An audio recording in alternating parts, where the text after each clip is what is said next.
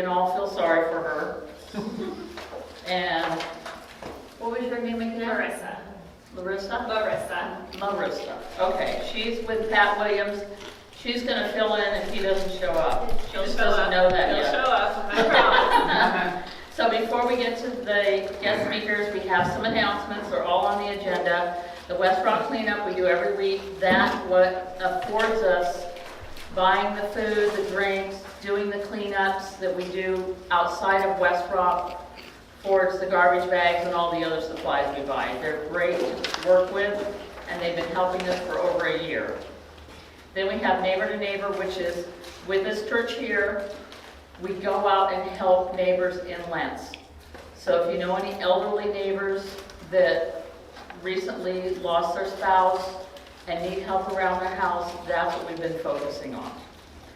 Coffee with a Cop is with our East Side Commander, Eric Hurley, and that's Wednesday the 14th. Then with another gal we partner with, Catherine Schroeder, we partner with cleanups on the MUP. We were doing them every month, but then for some reason summer hit and she decided she had better things to do. I don't understand. So we changed it to Wednesday. We were doing them every Sunday at once a month. So this one will be Wednesday, July 21st. Then up here at the church, they're doing National Night Out. That is a national thing that is done across the country. It's Tuesday, August 3rd. All you need to do is bring yourself. And a chair, and a chair. Oh, and a chair? Okay, Cindy. I didn't put that on the list, Cindy. Everything else is provided but a chair. No, a comfy chair is a comfy chair. Oh, okay, comfy chair, okay. National Night Out for what? National Night Out is originally, I believe, Cindy could probably tell you better than It me. started in 1984, and it's to meet your neighbors. And, whether you have a little barbecue in front, they say bring your barbecue to the front of the house and, sit down, have a beer, and meet your neighbors. Well, here we've taken it, we bumped it up a bit, and we're going to do the food, entertainment, and I think door prizes are always fun. Yeah. And so it's a really nice thing. We've had, it's underneath the trees. It's a nice, makes your heart sing, It's like a big block party, but bigger. Right. Thank you. Welcome. Okay, so I'm going to introduce Quinton Bauer. I used to work with him when he worked for Solve. He deflected and went to the city of Portland. I don't know what that's about. Right to the dark side. Yeah, I know. So now he handles the public trash collection program manager. And I want to know more about that because I've heard rumor that we have actually 2 trash cans in Lents somewhere. I've not seen them. I think it is. I think one's on Holgate. But no, years ago we went to an EPAT meeting and we were asking the gentleman, I think your predecessor probably, why aren't we getting any trash cans in Lents? He goes, oh, you're not even on the map. I go, what? So you can give hopefully some good news. That we might get trash cans someday downtown Lents. Trash cans, yeah. All right, sounds good. Okay, I'm going to sit down now and you take it from there. Thanks, Shar. You're welcome. Yeah, bear with me, this is my first public meeting in 16 months. So I may be a little rusty. Did you do it before the 16 months too? So I had only been with the city for 2 months before. Oh. So I had maybe done 1 meeting. But as Shar mentioned, I was at Solve for 13 years. It's going to be fun with that. So I've helped with tens of thousands, I think, of litter cleanups in my life, so I'm well versed and appreciate your guys' and Char's hard work out there doing these cleanups. But as she mentioned, I'm now with the City of Portland Bureau of Planning and Sustainability, and we have a public trash can program. So there's about 1,000 public trash cans throughout the city.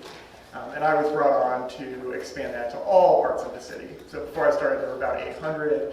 They were downtown and in the J district, so not far from here, Lloyd district, Selwood, kind of just spattered around the city. But I was brought on to expand that citywide. So the first expansion was last summer in July. We added 217 trash cans in East Portland, so everything east of 205. So Lents, you guys got kind of split up in this expansion into, you guys are in the east area, east of 205, and then southeast is the next service area that's going to go live in October. And that will be all the areas west of 205. So as Char mentioned, you do have some trash cans already east of 205, so there's, and I was just checking on it today by chance. So there's 2 on Holgate at like, they're kind of tucked next to the freeway on 97th and Holgate, right where 205 passes Holgate. So there's 2 large containers there. There's one on 103rd in Holgate at the bus stop. And then at Foster Floodplain, right at the Springwater Trail, there's one right there. 112th, there's one. So they're kind of here, and those were all selected before I started. I'm not exactly sure how they decided where those should go. So for east of 205, that area is already up and running. If there's anywhere you guys think there should be a trash can there, let me know, and I can try to move some things around or find an extra one. So that's west. So I'll get to that in a moment. But so for east of 205, those trash cans should all be unlocked. And so they have a lock on them, but we've left them unlocked. Downtown, they're locked, they get broken into and damaged all the time. So kind of to test it, we left them unlocked. And so far, it's been pretty good. One benefit to that is if you guys are doing your cleanups or just out on your own, I saw Bob was cleaning up right here, you can just put that either in the slot at the top or you can open it up, take the cart out, and put the trash in. So far, these cans haven't been getting overflowed or anything heavily used, so there should be room in there for you guys to put trash if you want. But these are big dumpsters? No, they're 65-gallon roll carts, Oh, okay. and they're in black rectangles with artwork. Okay. So yeah, the easiest one to find is just right at the Springwater Trail and Foster, and you'll see a big one right there. And also, if there's any issues with those, let me know, and I can get those fixed for you. And also, if piles of trash gets piled next to them, you can let me know as well, and I can get those piles cleaned up. So that happens at the Springwater. And Yeah, Foster. but I was gonna say, I think the floodplain has that issue. Yeah. The one at the A&P on 110 seems to be holding up okay so far. What's that? Yeah, Did you? I just was scratching, but they sure need to put one on, 205 in Springwater Corridor, they need to put something there. Yes. I got about 20 buggies there, it's just all junk. Yep. So that gets me to the west part of the west of 205. So east was the first expansion, then southeast, you guys, is next, and then it'll be northeast and then north. So in October, I'll be installing 200-something trash cans throughout all of southeast Portland. So we've already got like 600 responses for where to put trash cans. So most they'll be in every main intersection, like in Lents Town Center, where you're talking about Springwater, 205, of course we'll have one there, 92nd and Flavel. So like all kind of the hot spots are going to be covered. But if you have any areas you want to suggest. I'll give you a clue. Wherever you find a pile of trash, that's where you need a can. Yeah. So it's pretty simple. And those tend to be at main intersections, which makes it. Is there going to be sharp containers? Is there going to be sharp containers by the trash cans too, or? That's a really good question. And this is just trash, not sharps container, but you have a very good point that we need more of those sharps containers. I was asking if there was sharp containers by the trash can, or are they throwing the needles in the trash can? Yeah, we do have that problem. That's a good point. If sometimes we'll get piles of needles left next to the trash cans, let me know if that happens, and I can get that taken care of. But I'll make a note also to look into, because I've been meaning to look into how we can get more. I know isn't there one at the fire station? Yeah, there's a. Yeah, they're like underneath the frontside bridge. Yeah. It's like they're on the bike trail and stuff, but in the wrong places. I mean, they need to be out here. We need some of them out here. Yeah, that's a great point. I'm gonna look into how that. So how do you schedule pickup? So they're going to be picked up twice a week, at least to start. So the ones in East are collected 3 days a week, but they really don't need to be picked up that much. So we're going to start with 2 days a week, and then we may actually shift things around and do a little less East and maybe more in West. So yeah, they'll probably be like Tuesday and Thursday, and then we'll just monitor them. So if you see them overflowing, let me know. I'll keep track, and then I can change the service. Now, what piles of trash aren't you responsible? Yeah, so that's a good question. So my program would just be responsible for the trash in the trash can, and then I kind of take it personally when trash gets piled up next to the trash can and make sure that gets picked up. But you can certainly report piles to me.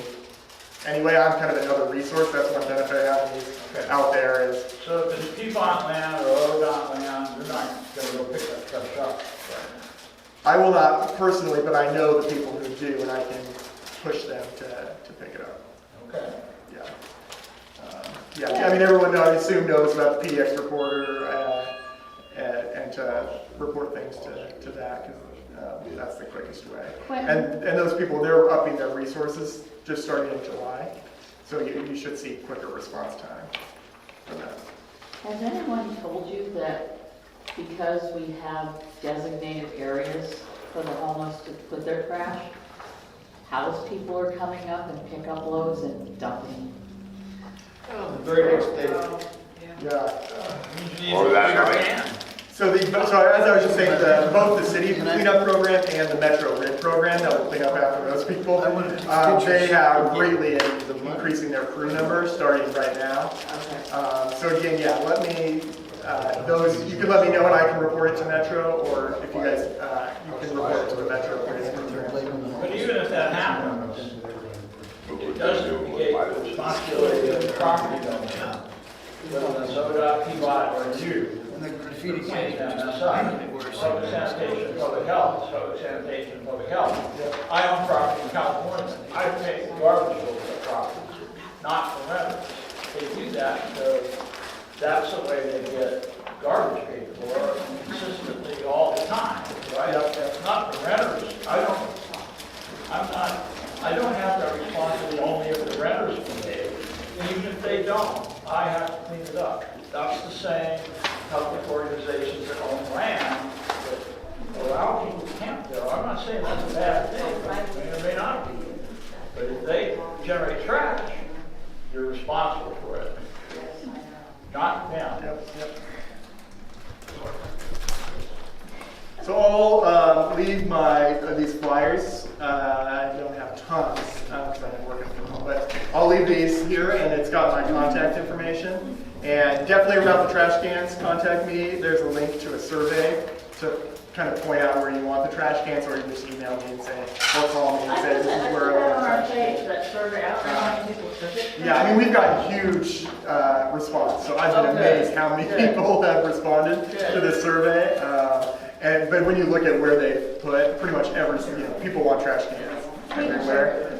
So definitely fill it out and let me know where you want it. And then I'll at least touch base with Char once I have kind of like a draft map of where they're going to go, and just kind of double check to make sure we didn't miss any really bad spots. But feel free to email me about other trash problems, even if they're not about if they're an area where people keep dumping or something.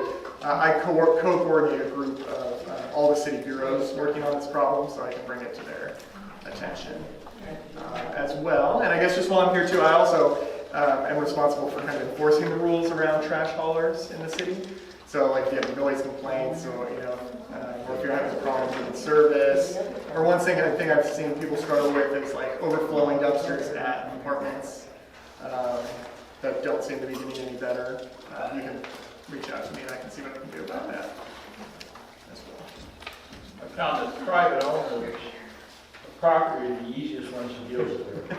The hardest ones is the federal government, and then down the line, the government's involved, and the government organizations like the Department of Transportation will own little strips of land in places. Right? They don't look at these things twice a week. Right? I have a question for you. I do too. And I'll introduce myself real quick and before we start. My name is Pat Williams. I work for TriMet. And Marissa, Clarke, also with Trevor. You're one of the landowners. Does Metro have a component with this whole issue? So Metro runs the regional illegal dumping program. So they really scaled back during the pandemic, and then they're ramping back up. I think they're tripling their number of crews.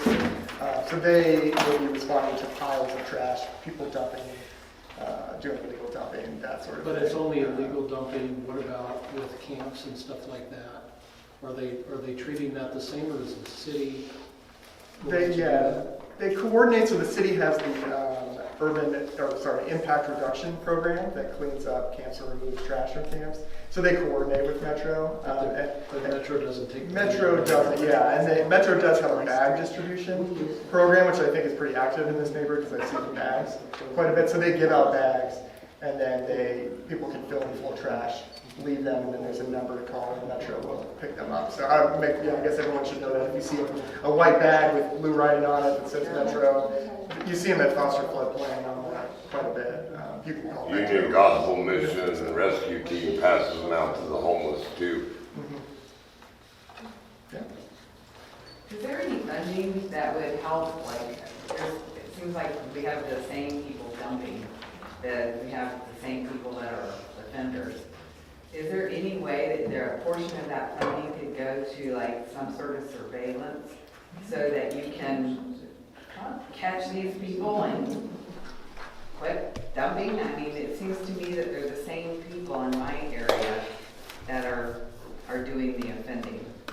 And it's the same people having to pick it up, and it seems like it's going to be just a proverbial pickup on a continual basis. Yeah, it's a good question. I think I asked Parks a similar question about Foster Floodplain just because I saw it again and again on how if they had a long-term plan and they're talking about they try to block off certain areas.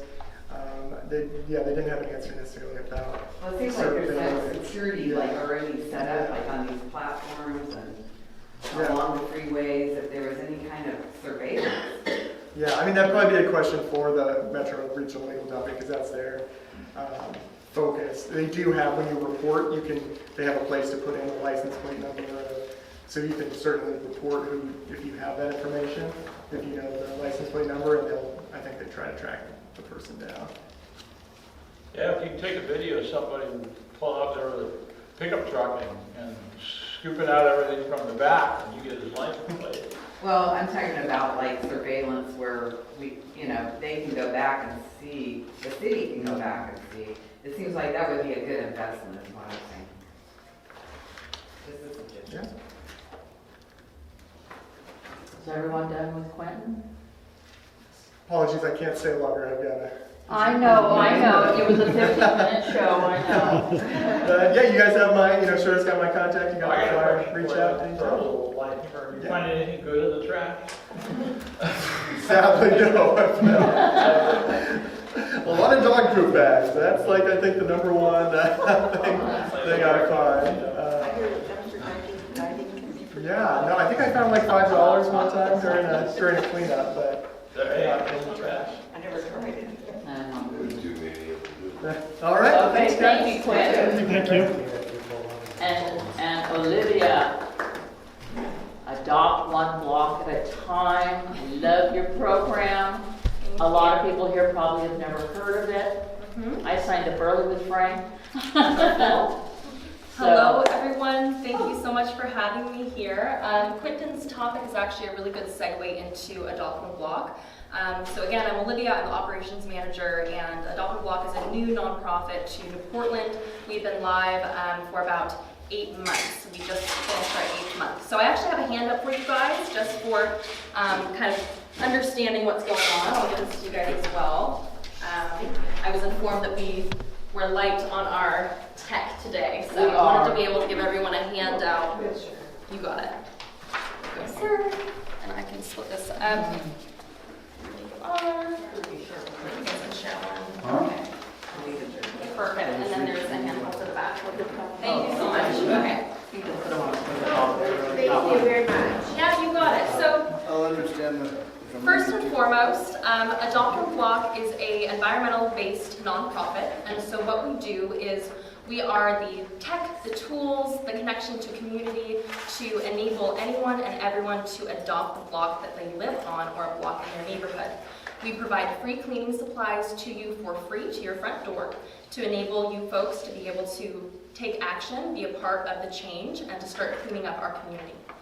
So essentially what that looks like, what you guys have on your pieces of paper right here, our whole nonprofit is kind of surrounded around what is essentially a unique software. And so the software enables you to adopt your block. And so when you go onto our website, when you're prompted to become what we like to call our volunteers block ambassadors, you are able to put in your address, and then our mapping system will automatically designate the closest block available to your house that is available for adoption. And so it's highlighted in yellow. I would encourage all of you to take a look at our website after tonight's meeting. But what you're looking at right now is what we call heat maps. And so I've provided you with the entire neighborhood of Lents. And so what you're looking at, every red dot on those maps is a block that has already been adopted by someone. And so the good news is that we have a pretty good presence in your neighborhood already. However, we absolutely have room for improvement and room to grow. And so the reason I'm here today is to, one, educate you on our nonprofit and the fact that we exist. Two, to answer your questions about how we work. And three, to be able to help facilitate a community bond. I'll kind of pause there and ask if there's any initial questions. Do you help out the homeless in the block? So our organization, our mission statement is we stand for a clean block and a clean block only. And so what that means is, so we're a non-political nonprofit. However, we do absolutely help out anyone who is willing to be a part of the change. And so what that looks like when we encounter the homeless or houseless is we are able to provide sharps medical containers, trash bags, trash grabbers. So the tools that we provide to our volunteers are the same tools that we can provide to the houseless who are wanting to help pick up their own spaces. Something that is really exciting that just happened in the last few weeks is our nonprofit organization has started a partnership with the company called 1-800-GOT-JUNK. And so what that means is that 1-800-GOT-JUNK, starting in the last few weeks, is facilitating free pickups for any of the trash that is gathered by our volunteers, and we are paying for that with our nonprofit funds at a discounted rate. And so essentially it's a really exciting partnership. Right now we have, you'll see on the paper that I provided you guys, at this point in time, 8 months into our program, we have about 4,000 volunteers in the Portland metro area, though we are live all across Oregon. And those 4,000 block ambassadors are covering over 5,000 blocks in the Portland metro area. And so at this point in time, we have about a third of the city covered, which is super exciting. So we are starting to see a lot of positive impact and change in the neighborhoods that have a lot of high block adoption rates. I have a question. You got it. We do a lot of solve cleanup. Usually we end up taking the trash ourselves. Mm-hmm. Would 1-800-JUNK help us with our cleanups? Because we're going to be doing the multi-use path on the 21st. Mm-hmm. So what I know is, I'll kind of back it up a couple steps and then answer your question. Okay. So Solve is a partner of ours, and obviously Solve is someone that has been, well, not someone, but an organization that has been around for a very long time. And so to kind of break down how we are different than Solve, we like to look at cleaning something up in two ways. There's getting it clean, which is the first half, and then there's keeping it clean. And so Solve is really amazing at the one-time cleanups, and they're absolutely necessary to clean up some of those really gnarly areas. But what we want to do is come in after those cleanups for the consistent cleaning cadence, because we believe that cleaning something up consistently is what maintains that cleanliness. It's hard when we do these big cleanups and then you leave for a month, 3 months, a year, and you come back and it's the same or worse than what it was prior. And so where we want to partner with Solve is coming in after those one-off events to be able to assign block ambassadors who are willing to care for that area. And we ask our volunteers to clean their block up on a weekly basis. So what that looks like, every block is different, just like every human is different. So every block has different needs. Some blocks are harder than others. On our website, we provide trainings and resources on how to handle needles, human waste, some of those harder things, as well as resources for tackling those harder areas. So when it comes to facilitating trash removal, we know that 1-800-GOT-JUNK has a partnership with Solve already to help facilitate those pickups once you guys are done with cleaning up. And then on our end of things, so anyone, you have to be a block ambassador through our nonprofit, but once that's facilitated, then any trash that you pick up that you can't take on yourself, 1-800-GOT-JUNK will come and they will take it away for you for free. Is it possible at this point to sign up for larger areas? Because we were doing 105th, down Mount Scott to 92nd, and back up now. But you couldn't at the time adopt any more than your block. Right. Has No, that it's- expanded? So it's a good question. So the way that our system is designed is to give folks bite-sized pieces. And so what bite-sized is deemed as 1 square block. And so 1 block ambassador can adopt up to 2 blocks at this point in time. We absolutely encourage, we like to use the term kind of going rogue if you want to clean outside of your block, so long as it's public land. And so for much larger areas, those cleanups are going to be better facilitated by Solve, but we also encourage, you're absolutely able to clean up those areas even if they're not formally adopted. But right now, we're keeping our system the way that it is, just to give people something that is easily consumable so that they can realistically continue to clean it up on that weekly basis.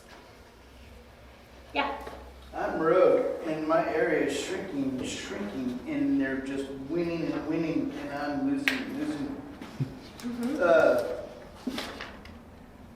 So if I'm rogue, I just want to clean up my block, all the way to Tri-Man right there, but can't get through there. Excuse me, That's Don, scaring people. Don, come with me right now.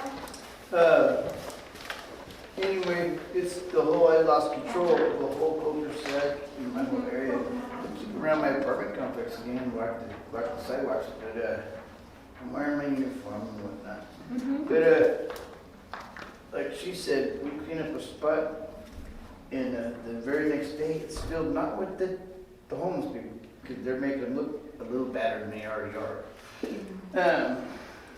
But there are people dumping there, and I feel like if they offer rewards and people go out and just sit there and take pictures of these people dumping in their cars at night where the homeless people do, that might be a good thing, I don't know. Okay.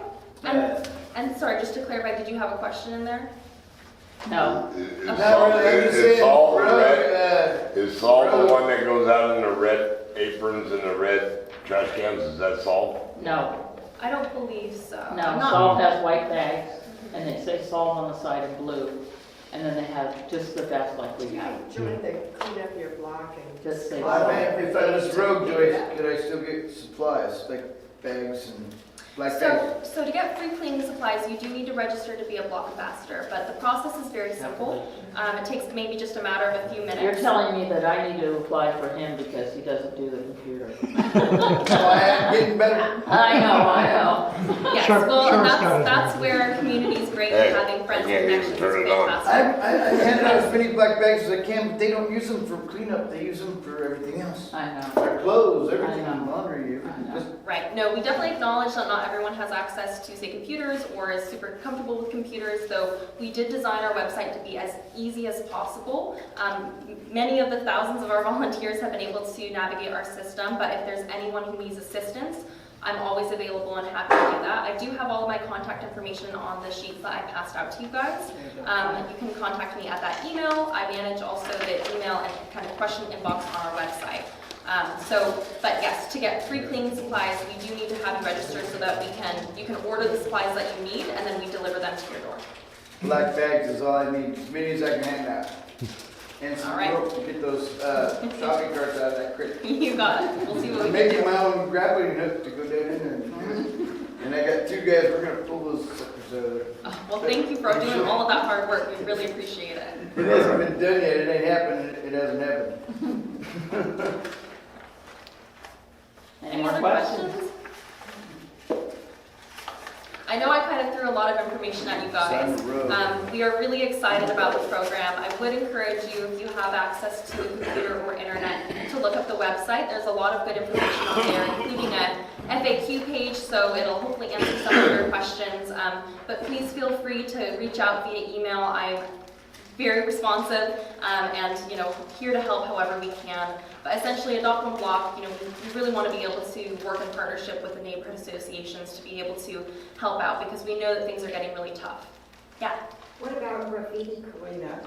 Is that Yes, great question. So right now, we are working with the city to facilitate resourcing graffiti kits that are appropriate. So something that is curious about graffiti is that something that we have to kind of be wary of is the city, as well as our police enforcement, We are not allowed to like clean graffiti, say off of stop signs and stuff like that. There's a few things that you technically can't clean. And so right now we're trying to figure out a program with the city to provide education and also resources for our block ambassadors with graffiti removal kits. So that's in the process right now. Well, we have one in a, what do you call it in front of our house? DSL box. A DSL box, right between us and the neighbor, and there's been some bad words on there, and I just decided I don't know whether to go and just paint over it myself or what, so. Yeah, it's, off the top of my head, it's hard to say what the best thing is to do because it really does depend on where the graffiti is. I would say if it's on, the side of a business or what looks to be a commercialized building, it's best to whatever extent you can. I know this is not always easy. Just a box. Right. Belongs to Sprint. The box does with graffiti? Yeah, it's something to do with their internet. Is there any way, sorry, since I'm not familiar and haven't seen it, is there any way to contact the store owner of Sprint or anything like that?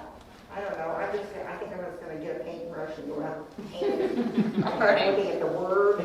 I think I would do that too. Yeah.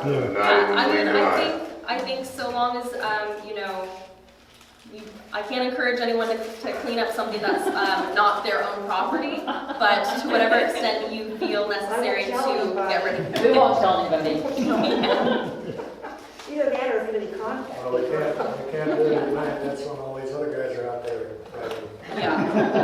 But I do know that graffiti is prevalent and it's tough, and we are actively having conversations to facilitate not only trash bags and pickers and buckets and Sharks medical containers, but also graffiti removal kits. So that is in the process right now. There is stuff that Home Depot that you can spray on it and wash it off with hose too. Oh, there, that's a thought. Those little plastic little grabbers you guys get, they last for one black bag. No, they give them good ones. They give good ones. I've had the one you gave me for I a know. year. That was a dollar, well. Not second that one lasted a day. Yeah, the Dollar Tree do not last. Weird subjects anyway. Yes. Any other questions? Okay. Okay, well, thank you guys so very much. Thank you. Feel free to keep those flyers, and again, reach out to me anytime you need with any questions. Yeah. Can I get a couple extra if you have it, please? Yeah, there should be some extra Yeah, in they're on the there. table. Good. Oh, and then I did also want to say real quick, anyone who has questions about how our program with 1-800 Got Junk works, I have some flyers here that just kind of break down the process of once you become a block ambassador. There's a few check marks that you have to kind of pass in order to be able to get the bags picked up, just making sure that it's on public land and stuff like that. So I'll leave these here for you guys as well for anyone who's curious. But thank you all so very much. Thank you. Thank you. Okay. Are Right, you man. ready? Are you ready, Pat? Right, man. Now, pork chop, behave yourself. Right. I didn't know I was gonna have to wear a helmet. Okay. You ready for me? We're ready. Okay. So I want to first start by saying thank you for inviting us to Juanita. I spoke with you on the phone. Nice to meet you in person. And Shar reached out to me shortly after that. So again, my name's Pat Williams. I am the Director of Security and Emergency Management for TriMet, and this is Marissa Clarke, and I'll let her introduce herself and what she does. We want to be responsive to your questions. I'll give you kind of a little synopsis of what we've been doing since I've come to work for TriMet. I've been with TriMet for a little over 2 years now. Can you hear me okay? No, I just couldn't see all the way. Okay.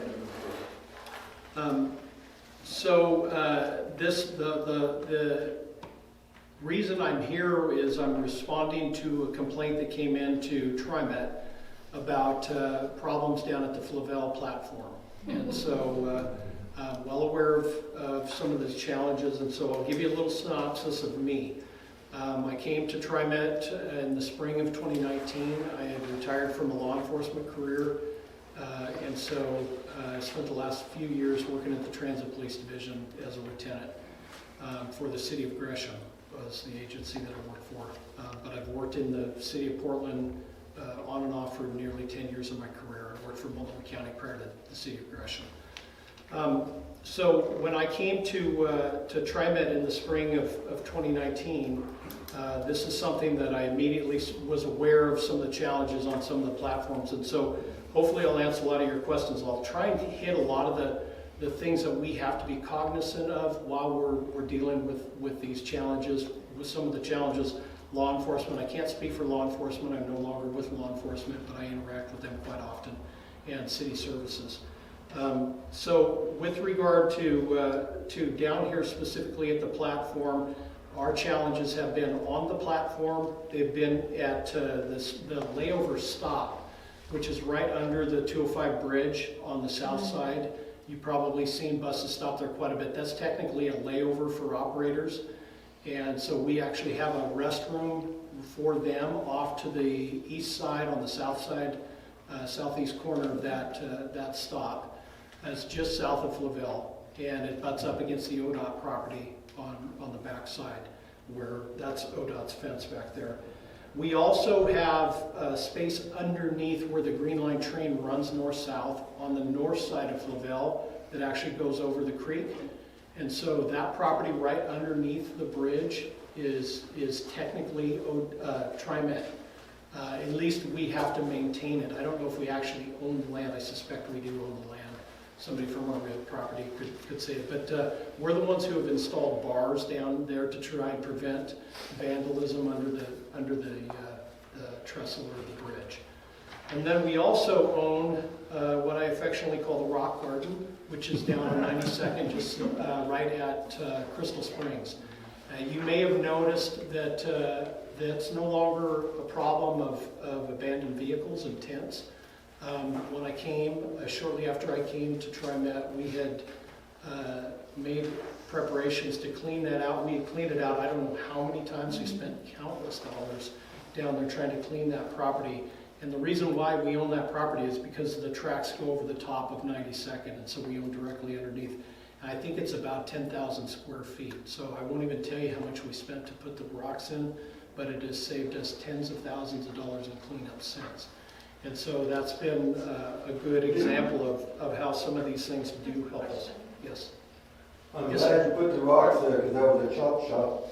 Yeah, it was definitely a challenge for us. So the next thing I want to talk about is what are the rules for us with regard to camp cleanups. So you may know some of this from your interactions with the police, but we have to follow a guideline. We go out when we get a complaint about campers on our property. We will go out and we will post it. And I'm sorry I forgot to bring a sign, but you guys have probably seen them all over. We have them laminated, they're yellow. I've posted them personally down there myself. They're bilingual, one side is in English, one side is in Spanish. It's got all the rules for why people cannot be on our property camping and for unofficial use, essentially. And so we typically, I think the language says 24-hour eviction. We usually try and set up services prior to the posting. We try and go out and talk to people first, give them a heads up, hey, there's going to be some attempts to clean this up. Let you vacate on your own. And so we really make every attempt to do that. We typically don't clean up for another 48 to 72 hours. We have to schedule the cleanup just like the City of Portland does. We use a lot of the same services the City of Portland and ODOT uses. So again, when we go out and we post these, we're not doing it with law enforcement. We're doing it with our non-sworn staff that work for TriMet. And if we need help because there's security concerns, I try and have a security staff. That would be a uniform security contractor that we use that I oversee for TriMet system-wide. So they will accompany our staff out there to post, and then the cleanup crews that come out and clean up.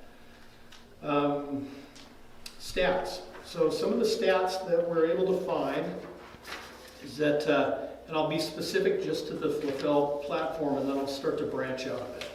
So this is something we started tracking, and I wish we had just unlimited stats, but we don't. So we've had to, since I've been here, we've been putting together as much as we can. So in 2020, we had one request to clean up the platform. We posted one eviction down there, and we received 7 complaints total. In 2021, we've posted and cleaned up twice, and we received 16 complaints, so obviously our complaints doubled. A lot of the complaints that we've had down there have been primarily underneath the bridge that the tracks go under. And I'm not talking about the bridge that actually is 92nd, because that's not our property. And if anybody's been down there, I'm a cyclist, I go through there all the time. I'm well aware of the challenges down there. There's got to be probably a dozen people, if not more, that habitate down underneath there. And I think you mentioned shopping carts. That's probably what you're talking about in the creek. So we're well aware of that, but we don't have any authority to do anything with that. And so I've been primarily dealing with the folks that come underneath the bridge. And why that's a problem for us. A lot of people say, well, why do you restrict people walking underneath the bridge? Because they damage the bridge. And so I'll give you an example. We had a fire underneath one of our flyovers, we call them, or the bridge over I-84 at Gateway. On the north side of I-84, we had a fire there that was probably in an area half the size of this room, maybe a little bit bigger than half the size of 2/3 of the room. And it cost us close to $100,000 in repairs and cleanups. And then seismic testing and just testing of the bridge itself to go out and verify that it wasn't damaged, and we had to repair the structure. And the one concern that we had was that there was propane tanks that exploded under there. Yes, ma'am. My apologies, I had a leak, but I'm back. So your property, down by the Max station where the bathroom is for the bus drivers, that's your property. But the one on the other side isn't? Yeah, I'll talk a little bit about that in just a Okay. second. Okay. Yeah, that's a great question, because that comes up on every camp that we have to deal with. So I'll go through just a few more stats, and hopefully this will kind of put in context to some of the things. So that focused on just Flavel. So then I had our staff reach out a little bit further, and we covered an area from Fuller Road to Powell, and then we went as far in as 52nd out of 94th. And so through the course of those stats, we responded to evictions requested. In the year of 2020, we did 60. In 2021, this far, we've done 28. Camp cleanups requested in 2020, we had 40. This year, we've had 9. The actual cleanups that we have ordered or followed through with, not just requested, have been 29, and then this year have been 19. One of the things that has increased significantly this year have been internal camp complaints. We've been trying to help educate our staff, because we have a lot of staff out on the system that are trying to provide a service. They feel frustrated, much like you. I hear a lot of the same concerns that I hear from you, from our staff internally, on how do we help solve these problems? How do we help keep the system running? And so one of the things that is very unique about a transit agency is like social services. Social services measures success in weeks, months, and years. So anybody who knows somebody, and all of us know somebody who has dealt with serious mental health issues, substance abuse, or a combination of both. Usually it takes years to get out of that challenge that they're facing. With TriMet, our measure of success is within minutes. And why I say that is because we're measured by on-time performance. So if you are transit dependent and you hop on the platform at 92nd expecting to catch your train to Gateway to capture, hop on a bus that will take you east on Halsey to 148th and to work, you have to be there on time. And if our system gets delayed, then the system is failing us. And if the trains get derailed, or not derailed, but if they get disrupted, we have to create a bus bridge within a very short period of time. And so all of these are very complicated. There's a lot of moving parts to it. And so that's one of our measurements, is how fast can we get people to and from where they expect to go. And if you go to TriMet on any of our locations, you'll look on a platform or a wall and see a map, and you'll see a list of when the train arrives, when it leaves, when it arrives at the other locations, same for buses. But internally, behind the scenes, we're running all over the place trying to keep the system moving. So that's really one of those metrics that we have to rely on. just like law enforcement relies on their on-time response to 911 calls. So success of a law enforcement agency is measured by how fast can they get to a serious crime in progress, as opposed to your garden milk got stolen and you need to file a report online. Does that make sense? Yes. Have you guys figured out how you're going to deal with the problem you have with the cold or the heat for the trains? Are you talking about cold weather outside or internally? Cold weather outside, like Yeah, when we have cold weather or too much heat, the trains are shut down. I'll address that because I know that's becoming a real topic, and I think there's a lot of misinformation out there about what occurred. So let me cover a couple more things here. So we've been working on how our staff can more efficiently notify us about problems on the system, camps and things like that, so they're not disrupting our on-time performance. The other thing that's really been a challenge for us is downtown with campers whose tents spill onto the tracks from platforms. And so that's okay. So, and then the other groups that we've been working with, we work with the City of Portland. There's various bureaus that we have to interact with, ODOT, and then some of the social services. I was telling either Juanita or Shar, when I came to TriMet, we had problems down at the break room down here, and we have camps, and we were really frustrated because we can control the property that leads up. I don't think we own all that property, it's ODOT property, but when camps are attached to our facilities or impeding our ability to use the facility, or our customers or our staff, we have the authority to actually remove them. And so I worked with social service agencies in that particular case. They were from Clackamas County. So we were able to develop a relationship. I went out, I was actually on my bike on the weekend, came out and talked to a few of the campers, and then that developed a knowledge of who they were, and then was able to reach somebody in Clackamas County. Somehow I was able to connect with her, and she was actually a caregiver, or at least a care provider for one of the women. And so she came out with a team of people and actually helped us get them, to a different place, or to get back to seeing their counselor. And so that was a real success for us. So to answer your question about that property, so that's really a challenge for us. So when I get a complaint about property, for example, the Flavel platform, and I know the cul-de-sac back there is a real point of contention for everybody. Yeah. So the cul-de-sac is on a city street, so that falls under the city. The sidewalks are city sidewalks, and you'll hear this term often. You hear from law enforcement, you hear it in the legal system. It's a premise open to the public. And so, again, people have the freedom to move about, and that's why you're not removed from those areas unless you're doing something that's impeding ability to function, others' ability or services to function. So in that particular area, we have the City of Portland, but we have the multi-use path, which is ODOT. And TriMet touches the path, which is on our platform.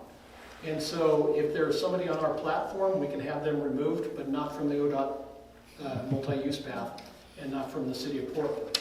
And so we did, you may have noticed last year, we had a whole bunch of... They totally cleaned it up. Yeah, we've really put a lot of attention down there. And so I think between all the various groups, there has been a lot of efforts. In fact, if you remember how bad it got for a period of time, I went out there, I don't know how many times, where we had campers that had attached tents and poles and tarps and ropes and twine to the electrical outlets down there. They had taken over one of the water supplies for us, and so we had staff that had been threatened and a lot of other things. And so we've been able to help impact that and remove those from the area, at least from the path, so people feel safe going up there.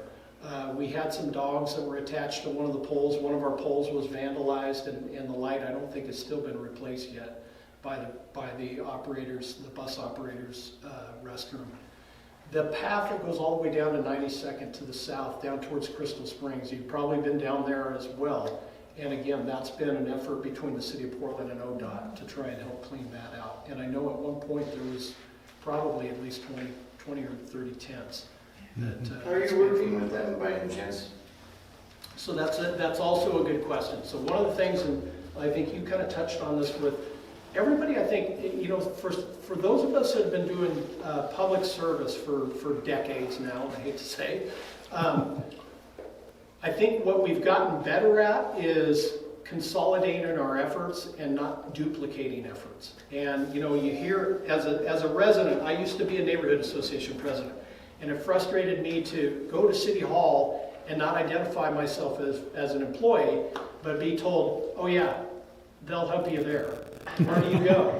And how do you navigate City Hall? Because that's a tough thing, unless you know the internal workings of it. And so one of the things that we've done is, and I have to thank the city of Portland because I suspect that they were involved in consolidating this, is collaborating with, I think there's 34 or 35 agencies, and you may be part of that as well, that participate weekly on calls about camp cleanups and where the efforts are focused, and so people are not duplicating, but they're not leaving things undone. And I know that seems, I'm as frustrated as I think everybody is with some of these challenges, because I'm a resident of these communities as well, of how to help solve this problem. And so that's been a real good effort, and TriMet has one of our staff that work for me. She participates in that meeting every week, and she conveys our concerns for that. And I suspect you all know the website that the city has for posting camps. And I would just encourage you, when you do have a camp in your area, report it, because that is the mechanism that is built to actually get the message to them.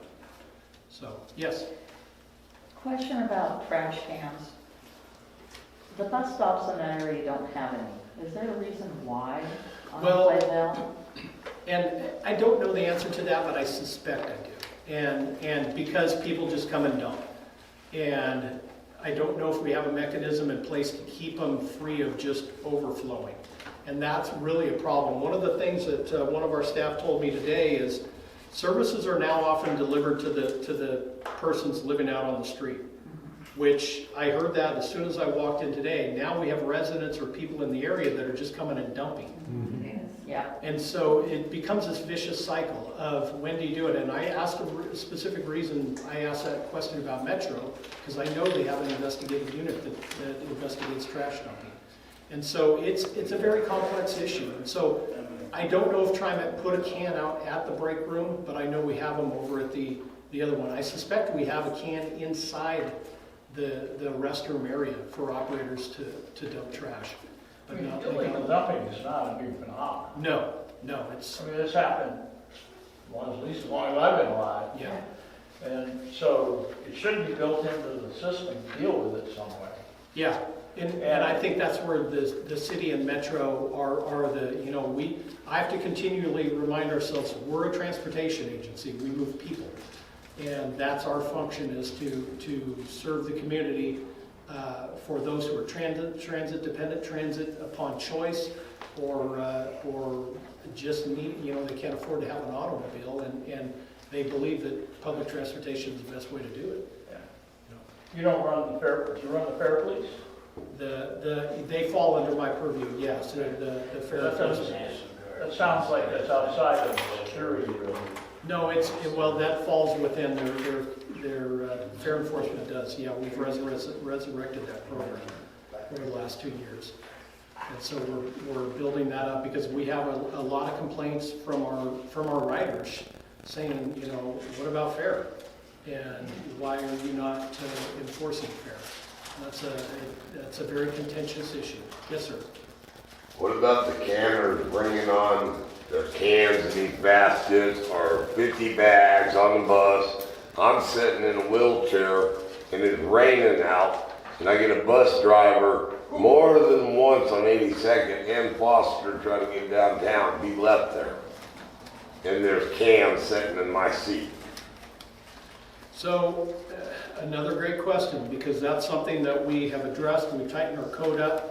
So how the code, and you can see the TriMet codes online, And we're trying to review as many codes because there's been some law changes. Like for example, and I want to talk to you on this one because you guys haven't asked me, but I know you're probably thinking about it, and it's drug use on the system. And so with regard to the cans and bags, we don't look at somebody carrying cans or what's inside the bag. It's noxious fumes or substances that drip from them. And then when you take up large spaces. Now it's one thing if somebody gets on a train and they are trying to use one seat and keep a can or bag or personal items with them, and they're not blocking the aisleways. I find it very hard to believe you're going to find a bus or rail operator or one of our staff give them a problem about that. But what we see often is cans strewn, bags thrown across several seats, feet put up, no shoes, a lot of things like that. And so that's not fair to all the other riders and our paying customers who are trying to get to and from work and to appointments and things like that.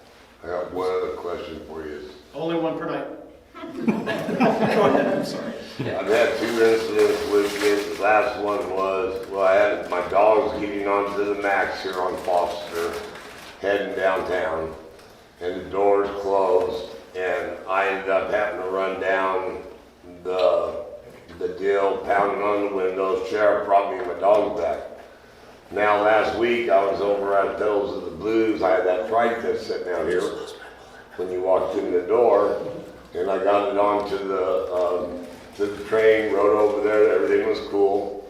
Got on the yellow train coming back, and I was getting off there, and the doors, I got the front of the bike out, and then the doors just started hitting me, boom, boom, boom, boom, boom, from the bike up. Now one thing I can say is when I was climbing up the hill, I was screaming for help, and I had 5 TriMet people come up, help me. But then I went out yesterday with the bike, got on TriMet, tried to get on there, and the train guy just shut the door on me, drove off. I had to go to the next train. This is at 6 o'clock on Foster, trying to head downtown. I go to the next train, ask them to call up security, and it took a lot to try to figure it out, like 5 minutes, and then I decided to get on the next train, rode up to 205, and I was met by your security team there. Now they came on, took pictures of my bike, said that the bike fits perfectly, that the driver shouldn't have it, no problem putting me on there. It's got lights, big handlebars so people can see me. You know how many times I've been hit in my wheelchair? I've been hit twice in 1 year. I'm waiting on surgery right now. I can't. And that's my mobility device. Sure. That's all. It's frustrating. Well, I'm glad that they addressed your cause. What I would say is that try and be patient. That's easy for me to say when I'm not trying to navigate my mobility device to get on a train under a timeline. So what I would say is try and make sure and push the button getting on, and those doors are automatic. So the train operators are not physically doing it themselves. Well, how come they go? How come that? Dude, when you see the video, because I got an attorney, but it was just pounding on me. Yeah.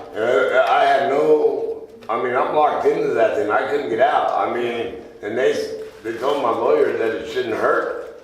I'm bruised from my shoulder to my pelvis because of it. Well, I'm sorry that occurred. What can we do in that status? Do the doors push out? They do push out, and I know when you hold them, but I can't speak to the operation of the doors. I just know that I've had to hold them myself because I've had incidents where I've had to stop the train. And so pushing the button, there's a the red button or the blue button? The red knob inside will notify the operator to, hey, there's something going on in the back. And then they can. Well, I was pushing it when I was coming out. I don't know if it was working or not, but it was a nightmare. Well, I'm sorry to hear that. Okay, so we have another, yes. I appreciate you being here tonight, and I thank you for the time you took to speak with me. And I think what I'm hearing tonight from all of the people is that everybody seems to be trying to integrate all of these issues. And what complicates it for us here is we're on the Multnomah County, Clackamas County border. So the cops don't come out like in this area unless they have to.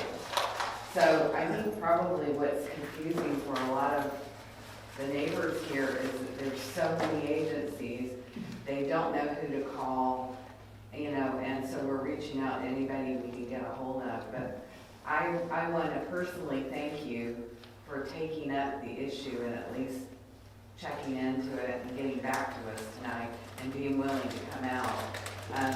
I think the platform is, there's so many, with the bike path and with ODOT and with TriMet, it's such a complicated issue that I see open flames like on your platform, and you're saying that you can't do anything about it.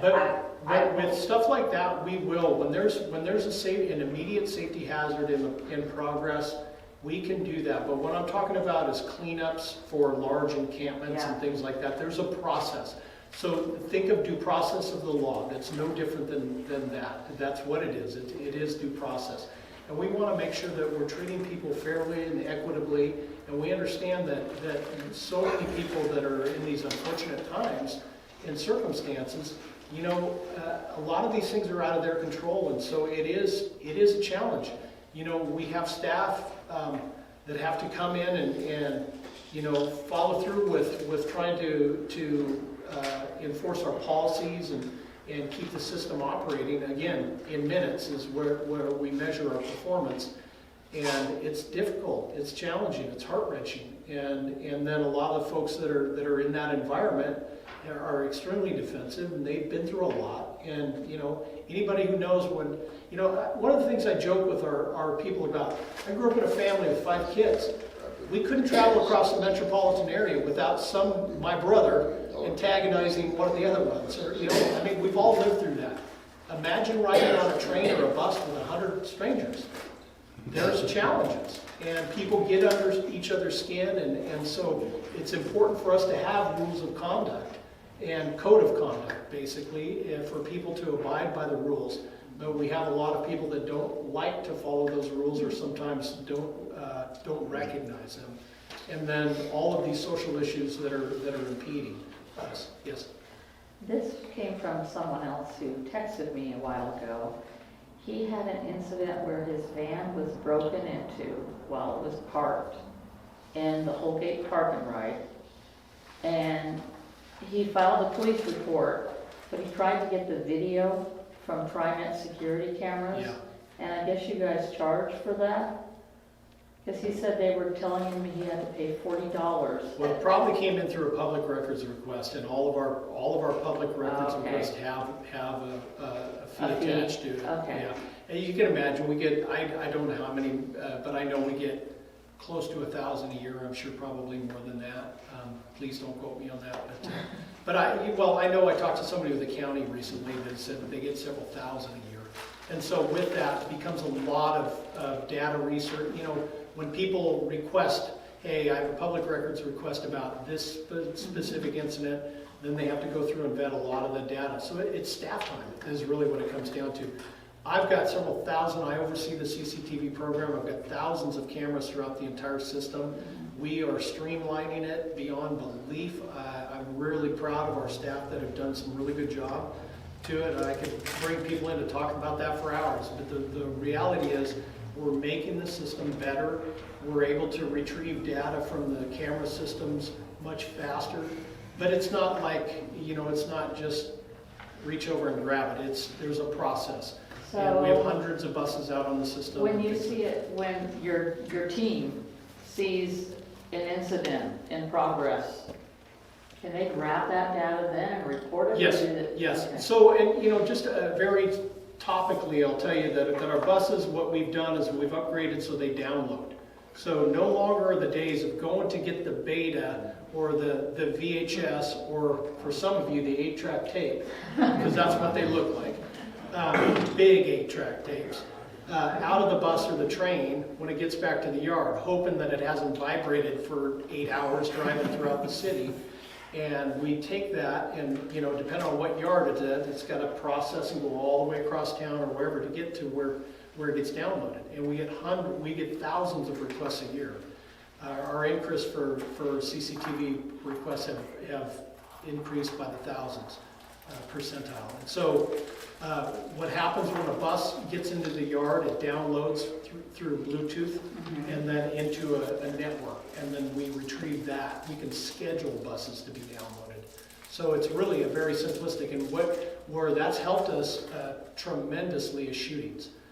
We have shootings that occur where we can get information on to help law enforcement and our customer service staff immediately. We can get photos, take stills, and things like that. So we're working through a lot of these, and we've made huge advancements, but I feel like we're barely scratching the surface. You guys have cameras like on Foster and 82nd? Do you have TriNet cameras at that intersection? No, because that's a city street. So one of the things that we've looked at is, for the Division Transit Project, which is a large project going on right now, all the way from downtown out to Gresham. And so we've talked about cameras at the bus stops out there. However, it's a lot of it is an infrastructure with getting cables and fiber optics and things like that. So we have to look at how do we tap into existing services that are out there, and most of those are city streets. And so we have to remember we're a transit agency focusing on moving people, and so we can only go so far, our budgets are only so big. The one thing I wanted to bring up, because I'm sure it's a topic here, and I don't want to get too deep into the weeds on this, but it's drug use. I get calls about this all the time. Everybody says, incarceration for drug use is not the solution. Okay, I don't want to debate that because it's a very valid concern. But with open drug use, where it's been legalized to a certain extent, that happens near our platforms and our stations quite often. And so we get complaints saying, why aren't you doing something about it? Well, it's a premise open to the public, if you remember that term, and sometimes it's on a city sidewalk. And so that's something that we are looking at with regard to codes where law changes have taken place in the past. We're looking at how do we update our codes to meet that. Doesn't mean that we want to allow drug use on our system, but we're trying to address these issues. And I know it comes up a lot with camps nearby of open drug use. Does that answer most of your questions? I don't want to take all the time because I want to give Marissa a little more time. That property though, going back to the maps, so the one where we have tents right now, that's ODOT property.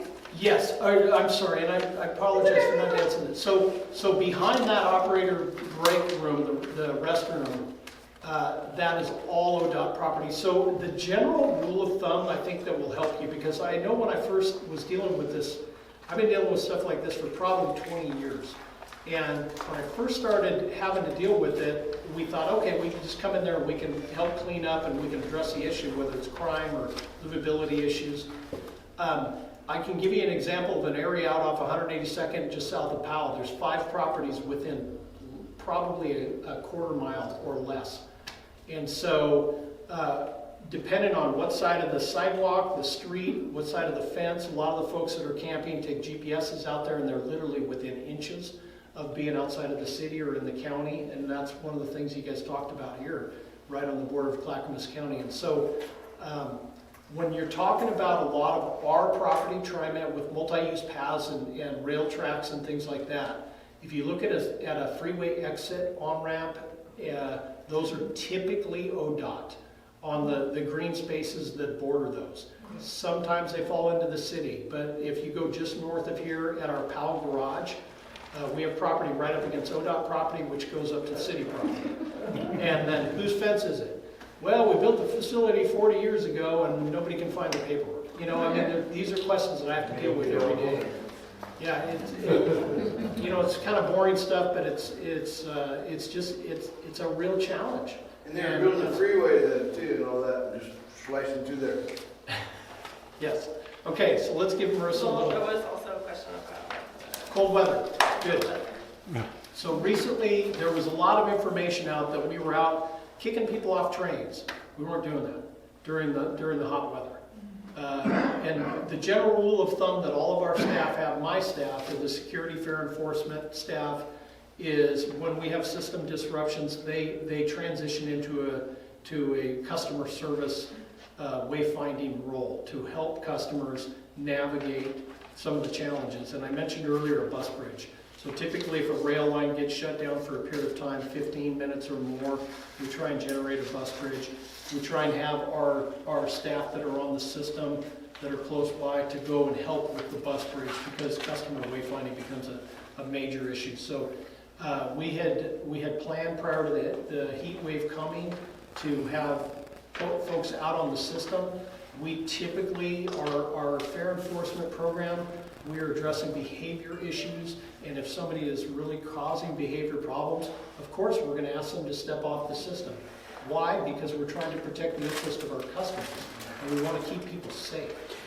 But we are very mindful of the fact that in hot weather and cold weather, if we're displacing people that are vulnerable, that becomes even more of a problem. Okay. Now. Thank you.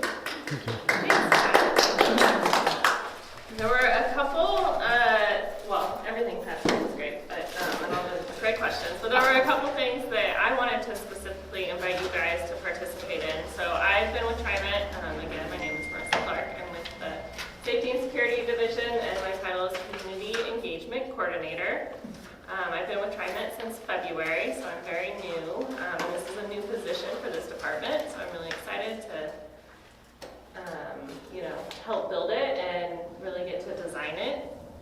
One of the things that I wanted to talk about is a committee that I'm helping to start as part of the Reimagined Public Safety. So it's the Reimagined Public Safety Advisory Committee. And it's all online. If you go to TriMet, just /Reimagine, you'll find it. And on that page, you'll also find a bunch of information from before my time at TriMet. Oh, perfect. Thank you. That talks about all the community engagement that happened. There are about 13,000 survey responses. I'm not sure if anyone from this organization participated. And it has all the findings and everything. And so one of the next steps is, oh wow, look at that. Perfect. Is recruiting for this committee. Applications are open currently through July 19th. But we can extend it a little bit if you need a little bit more time. And I also brought some printed copies. You can fill it out on paper, send me, you can literally take a picture and send it to me, fill it out online. So we're recruiting for that. And then some of the issues that we've all talked about tonight, and some of the things that we're working on in safety and security is system presence. So really increasing TriMet staff to be out there to help with these issues and just to help ridership in general. So we will soon have more systems presence. We're calling it the Safety Response Team. This is not a security per se team. It's really enhanced customer service, so they're there to help anyone. How do I get to the red line? How do I get to the airport, or what time does the bus come? We'll be able to step in emergency situations if it's a bus bridge or the max is down for whatever reason. And they'll also be connected to service providers in the area. So part of my role is I've met with the Clackamas Mental Health Service provider over here on 82nd. You guys are right on those borderlands there. So we have a lot of services in the peripheral, but maybe not helping right here per se, and that's pretty happening all over the city. So this team will know some of those resources and who to connect people with if people need further resources. So we've hired the manager and assistant manager, and hopefully in the next few months we'll have that team up and running.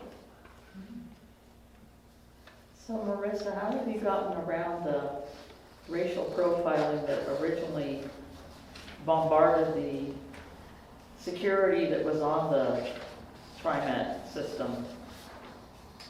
Because I think, isn't that why they shut it down originally? They were screaming that it was racially profiling and they didn't want the police on the trains or the bus or the... and that's a fantastic question, and it's a question that's obviously a very, very hot topic.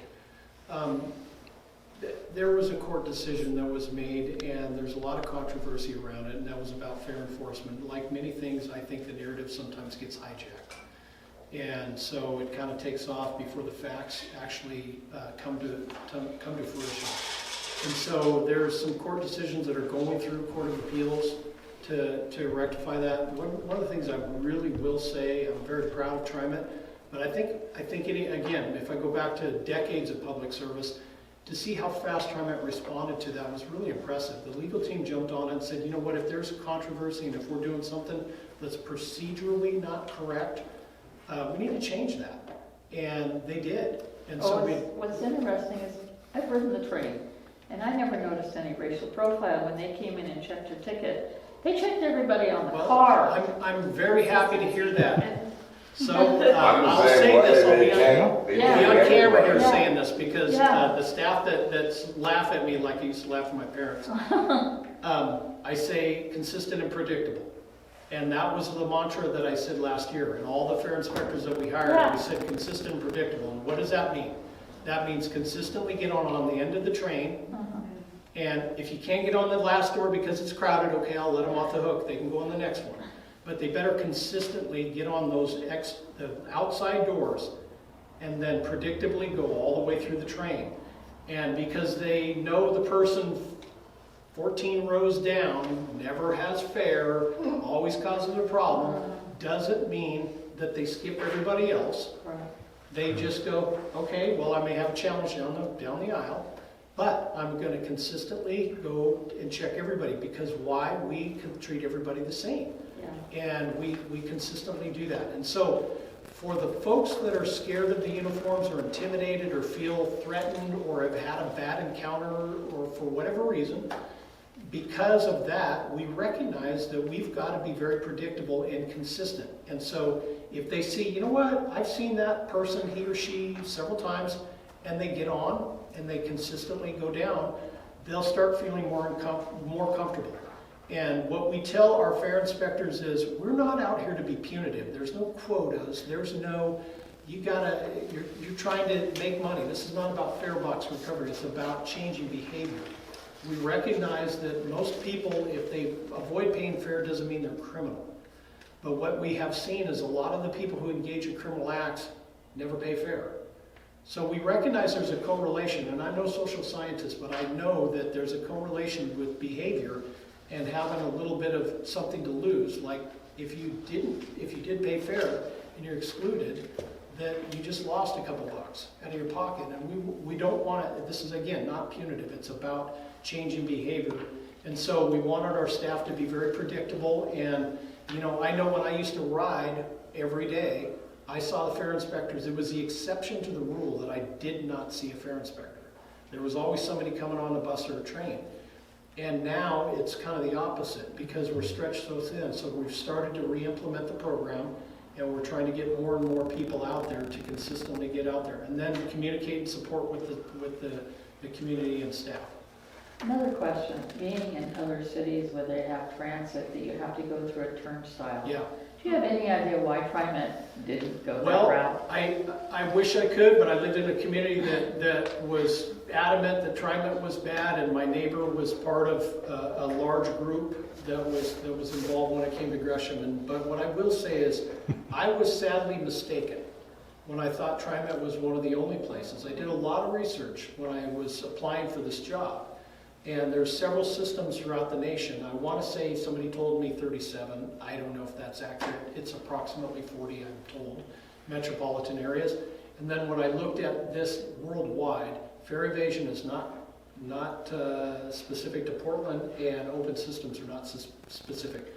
What I can tell you is it's easier for people to get on and off. And so I think, you know, I heard a fantastic story about how TriMet made some changes to people on mobility devices, and having an open system has really changed their ability to get around the metropolitan area. It's really heart-wrenching to hear what a great story that was. And so I'm not so quick to say that open system is bad or causes a lot of these problems, because if you look at videos about Washington, D.C., you'll see people jumping the turnstiles. And what they look like is people in suits and ties. And it's because nobody's there checking them. And so I wish I had a simple answer for you about that. You guys used to have supervisors if a homeless that needed a ticket to get on the train. Would you usually go up to a supervisor and get a hammer. Yeah. good Now point. you go up to a supervisor and looks at you and says, ain't got nothing. Well, a lot of our folks carry them, and they do give them out, and I give them to a lot of the law enforcement. I pass out a lot of them to them, and so I a lot of do, the I am able to get them from law enforcement, Yeah. but I've been having a hard time getting to your supervisors on the decks. well, and I know that we try and get them out. If we're missing them, I'll make sure that they have it out. Did somebody else have a question? Yes. And yeah, and animals on the train, that are they allowed, you know? Yeah, that again, that's another point of contention. You know, service animals is how it started, and then I think everybody's probably seen service llamas and service peacocks. Yeah, right. I've got a service Yorkie. I like my dog too. So It'd be nice on the train. It would. yeah, and that's one of the things. If the animals are not, you know, the code, like I said, you can look the code up online, and it's very specific about service animals. But if dogs are not aggressive, we don't typically make a problem about it. No, they're very friendly. It's a very dog-friendly area, Yeah. so. So I want to highlight something that Marissa talked about. You know, she said she's been here for a short period of time. Marissa comes with a good background in service providers, and I think she adds a lot of value. And I think what you're going to see is our system change quite a bit in a few, hopefully within a year or two, it's going to look more, it's going to look better. And I think you're going to see more services. She touched on it briefly in our Reimagined Public Safety. We listened to a lot of people, focus groups, and we took surveys. And we convened a blue ribbon panel of people some from outside of the state, and then several from locally here that have a lot of experience either riding, their kids ride, their work with social services, and they understand the challenges we were facing. So the takeaway from that was, we want people out on the system to be present. We recognize, TriMet recognizes, and I know from former law enforcement, having a police officer in every circumstance is not the answer to. Sometimes it is, but a lot of times it isn't. And so we recognize that people don't have to be in uniform per se, they're your traditional law enforcement, but we need to have law enforcement available. And so we still have a transit police going on. It's much less than what it was, but the role that the safety response team is going to fill is when you folks have a problem out there, you can go, oh, a TriMet staff. And what we used to traditionally hear is ambassadors. These are going to be safety response team. And so we want them to have a little bit of knowledge in the challenges of homeless, mental health issues, substance abuse, maybe some basic first aid training. Can they be out there when they see vulnerable people, make sure that they get them in touch with services that can offer them some help. And hopefully you're going to see them out there, and I'm hoping that you're going to see 2 and 3 and 4 times more in the coming years. So hopefully I've answered as many questions as I can. So do you have any contacts with the city of Portland other than the one point of contact? No. Okay. I've got a lot of contacts with the city, but it's, you know, we're in a time now where there's so much, you have to be so specific about what you need. So it just depends on who. But over my career, I've developed a lot of contacts. Like I said, I worked in the city for many years, but not for the city. And so I've developed those relationships. And a lot of those folks are still working that may have retired and they've come back to other jobs like me. And they're still contributing members of this community and trying to help out. Does the $4 million team come out and work on anybody that's having a mental problem on the bus yet? The Portland Street Response. They're, I'm not going to speak for them because they're a City of Portland program, but they haven't been actively deployed on buses. Maybe you see them riding the bus to assist a houseless individual, or maybe they're just on their way to the neighborhood, if you have seen them on the system. yeah, I haven't heard of any reports of them, but that doesn't mean that they haven't. You know, we've got approximately 700 buses out on the system and 150-ish trains, so they could be out there. Anything else? You guys were nice. That wasn't bad. All right. guys aren't so bad, are you?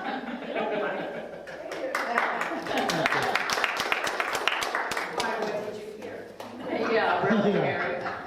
Sure, David, thank you again for putting this together. You're welcome. Sure. You're welcome. Does anyone want Thank you, a guys. paper copy of the application, even to look at and share with anyone or fill out yourself?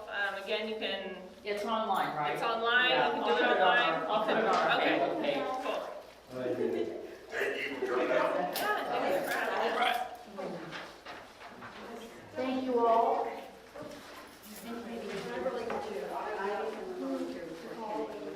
Thank everyone for joining us, and the meeting is adjourned.